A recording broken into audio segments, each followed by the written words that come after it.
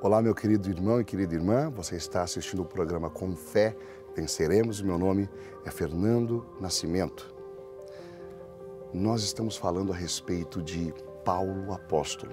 Nós estamos colocando a vida de Paulo como um exemplo daquilo que acontece com alguém que é impactado pela experiência de fé viva. Quando a palavra da fé é pregada, e você escuta essa palavra, diz o próprio apóstolo Paulo, que a fé vem como fruto, a fé vem do ouvir a palavra de Deus. Acontece uma grande transformação na vida de quem recebe essa palavra. E o apóstolo Paulo, ele prega isso porque ele viveu isso. E nós estamos aqui contando um pouco da trajetória deste grande homem de Deus, deste grande santo da igreja. Porque, de fato, ele nos ajuda a entender o propósito que Deus tem conosco. Deus quer fazer isso também conosco. Nós falamos até agora a respeito da sua conversão, da preparação dele para o ministério. Falamos sobre o período no qual ele fica na Arábia por 3 anos, se preparando, volta para Damasco, prega a palavra de Deus, vai até Jerusalém. De Jerusalém, ele é mandado para Cesareia e vai para Tarso, fica 10 anos no anonimato. Barnabé lembra-se dele, leva ele para Antioquia da Síria, e em Antioquia da Síria ele é enviado para a primeira missão. E na primeira missão ele se levanta como grande pregador, maior missionário da história da igreja. Nós já falamos sobre a sua primeira viagem, né? Que ele vai para Chipre, vai para Panfilha, vai para as montanhas do Cáucaso. Depois falamos da segunda viagem, onde ele pega o Silas, que era profeta em Jerusalém, e vai, né, por cidades importantes do Ocidente. Vai para Tessalônica, Bereia, Atenas, Corinto e assim por diante. Agora nós vamos falar da terceira viagem, importantíssima. Paulo e Silas vão para Éfeso. E Éfeso, irmãos, era a cidade mais importante. Em Éfeso havia um templo dedicado à deusa Diana, e esse templo era 5 vezes maior que o Pantenon. Ele movimentava todo o comércio, toda a cidade. Havia altares ao redor desse templo e a carne sacrificada aos ídolos era comprada pelas pessoas mais pobres. Então movimentava todo o comércio, a idolatria era o que movimentava Éfeso. E Paulo chega, começa a pregar na sinagoga, e da sinagoga ele é expulso e começa a pregar nas casas. Nas casas, Paulo inicia um trabalho, ele fica lá por 3 anos. Sabe o que acontece em 3 anos?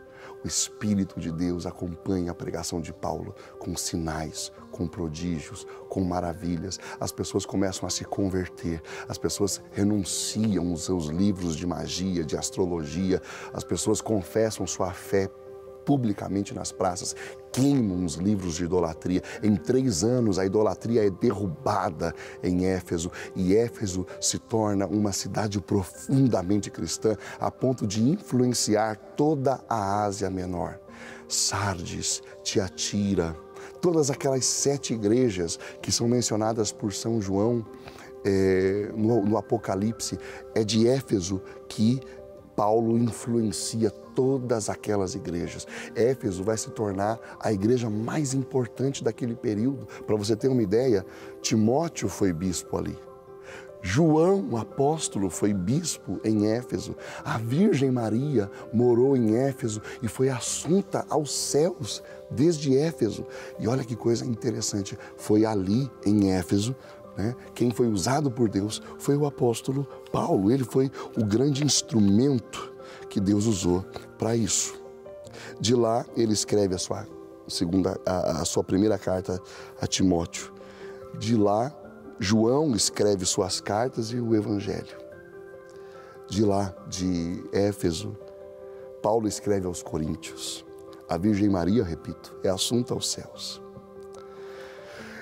Em Gálatas, capítulo 2, versículo 10, Paulo fala de um compromisso de ajudar os pobres na Judéia. Por quê? Se você ler Atos capítulo 18, versículo 2, você vai perceber que o imperador Cláudio começa uma grande perseguição contra os judeus e contra os cristãos e judeus da época. E eles são expulsos de Roma sem nada. E eles chegam na região da Judéia sem um centavo, com fome. E o que Paulo faz? Paulo escreve, estando na Macedônia, escreve aos romanos e pede aos romanos que orem, porque ele está levantando uma coleta de todas as igrejas gentílicas para levar essa coleta para a Judéia. Nota de rodapé. Não é estranho Paulo estar rezando para que os judeus recebam a oferta de dinheiro que ele está levando? Normalmente as pessoas não se recusam a receber oferta em dinheiro, né? Mas por que Paulo está rezando, pedindo, olha, orem para que os judeus recebam bem? Porque havia, irmãos, uma grande dificuldade de aceitação dos judeus com os gentios. E Paulo está preocupado com as necessidades temporais dos judeus, mas mais do que isso, Paulo está preocupado em costurar a unidade da igreja. Por isso ele diz, os nossos irmãos, eles estão levantando essa coleta em favor de vocês. Já não há mais judeu ou gentil, já não há mais judeu ou grego, não há mais muro de separação entre nós. Nós somos um só em Cristo Jesus. É isso que o apóstolo Paulo está demonstrando com essa coleta. Paulo se despede em Mileto e ali ele diz que cadeias o esperam. Em oração, o Espírito Santo fala para Paulo, você está indo para Jerusalém e o que te espera lá são cadeias. De fato, quando ele chega na Cesareia, um profeta chamado Ágabo vai se despedir de Paulo e o profeta arranca o cinto e amarra as mãos de Paulo e diz para ele, é isso que vai acontecer com você em Jerusalém.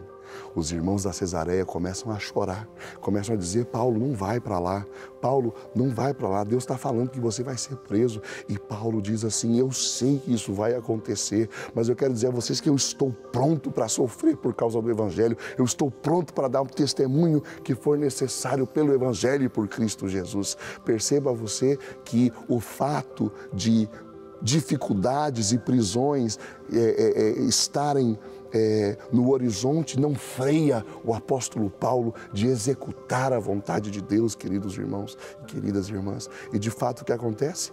Paulo vai para Jerusalém, o que acontece com ele? Ele é preso. E quando Paulo é preso em Jerusalém, ele fica, irmãos, sendo acusado, 40 judeus, dia e noite, acusando Paulo. Eles tramam para matar Paulo. A notícia vazou e Paulo foi transferido de Jerusalém para Cesareia Marítima. O que era Cesareia Marítima? Cesareia Marítima era o quartel-general dos soldados romanos na Palestina. Naquela região, Palestina. Sabe quanto tempo ele fica lá? 2 anos. 2 anos sendo maltratado e acusado naquele lugar. Houve uma mudança de governo e Félix saiu e entrou Festo. E esse governador, ele sabe que Paulo está ali e ele falou assim, olha, eu não quero ficar com esse pepino aqui, eu vou devolver Paulo para os judeus, vou devolver Paulo para o Sinédrio. Os judeus tramam matar Paulo no caminho, para ele nem chegar em Jerusalém. Enquanto estão levando, vamos matar esse cara.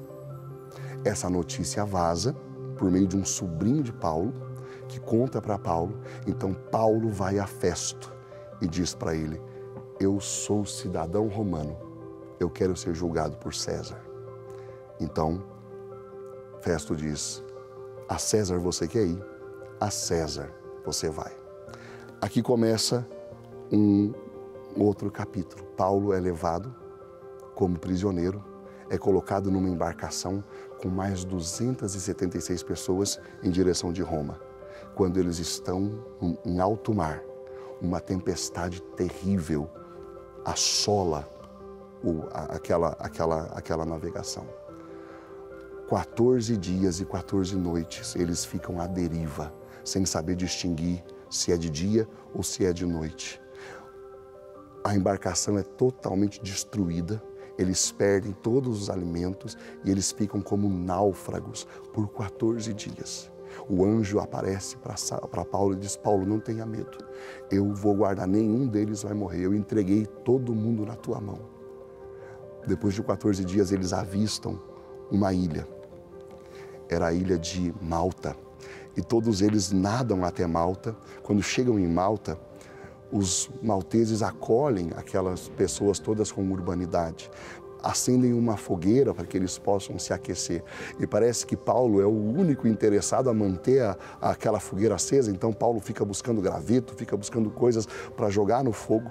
E teve um momento que Paulo jogou lenha na fogueira, e quando ele jogou, uma serpente saltou e prendeu a mão de Paulo. Deixa eu falar uma coisa para você. Aquela serpente tinha 276 opções e ela foi justamente em Paulo e prendeu a mão de Paulo. Os malteses vinham aqui e diziam: esse homem é um maldito, ele escapou da morte, ele devia ter morrido na água, vai morrer aqui, ele vai inchar, ele vai estribuchar no chão, ele vai babar, ele vai morrer. Ele não estribuchou, ele não inchou, ele não morreu. Os malteses mudaram de opinião. Esse homem é um Deus. Não, não, não, não. Ele não é um Deus. Ele é o servo do Deus vivo. Servo do Deus vivo. E aqueles homens começam então a ouvir Paulo, e Paulo manda, é levado até o prefeito. Soube que o pai do prefeito estava de cama, ele pede: me leva até o teu pai. Paulo estende as mãos sobre o pai do prefeito de Malta. E o prefeito é curado. Os enfermos começam a ser trazidos. Paulo começa a orar sobre os enfermos começam a ser curados. Eles começam a ouvir o evangelho e Malta se dobra a Cristo Jesus. Ele fica ali por 3 meses pregando a palavra de Deus. 3 meses depois, ele entra num novo navio e chega em Roma. Ele chegou em Roma. Deus queria que ele fosse para Roma. Ele queria ir para Roma, não queria ir nessas circunstâncias, não queria ir preso, né? Mas ele escreve para os filipenses: eu quero que vocês saibam que as coisas que me aconteceram têm antes contribuído para o progresso do Evangelho. E talvez você se pergunte: Paulo, que coisas são essas que têm contribuído? Que coisas são essas que te aconteceram? E ele poderia dizer: eu tive que fugir de Damasco. Bateram a porta da igreja na minha cara em Jerusalém. Eu fui esquecido em Tarso. Eu fui enxotado de Bereia. Fui chamado de tagarela em Atenas. Fui chamado de impostor em Corinto. Recebi flagelos, recebi prisões. Mas eu quero que vocês saibam que tudo isso tem antes contribuído para o progresso do Evangelho. Irmãos, esse homem não tem medo de superstição. Esse homem não tem medo de sexta-feira 13. Esse homem não tem medo de nada, porque ele sabe que a mão de Deus guia o seu destino. Você é um cristão, a mão de Deus guia o seu destino. Por isso ele diz: nada pode me separar do amor que foi manifesto por mim em Cristo Jesus. Nem principados, nem potestades, nada nesta vida, nem espada pode me separar do amor que foi manifesto por mim em Cristo Jesus. O apóstolo Paulo fica 2 anos ali. Em 2 anos, a guarda pretoriana fica de dia e de noite, em turnos, cuidando de Paulo. A guarda pretoriana era o alto escalão do império, eram os homens de confiança do imperador. O que acontece? Evangelho neles, evangelho neles, evangelho neles. Cada guarda que era preso a Paulo, ele pregava o evangelho. Por isso, está escrito que depois desse período,